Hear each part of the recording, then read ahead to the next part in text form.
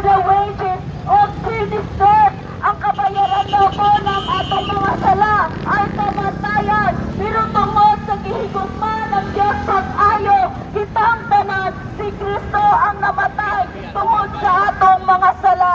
Mag-ingon siya diri sa John chapter 3 verse 16. Kung kita mo tuhod sa Diyos, sa Ginoong Jesucristo, na atay kaluwasan sa atong mga kalag.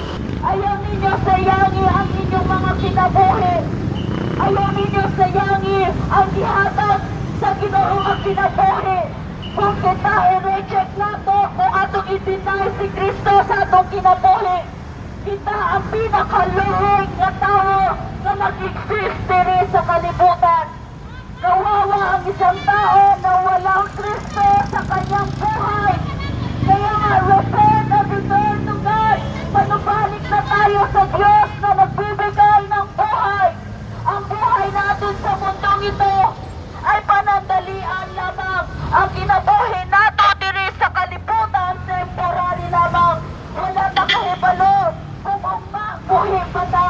Wala na kahibalo kung anyang gabi, buhi pa ta. Kaya karon nga kita buhi pa, usgan pa, kaya pa natong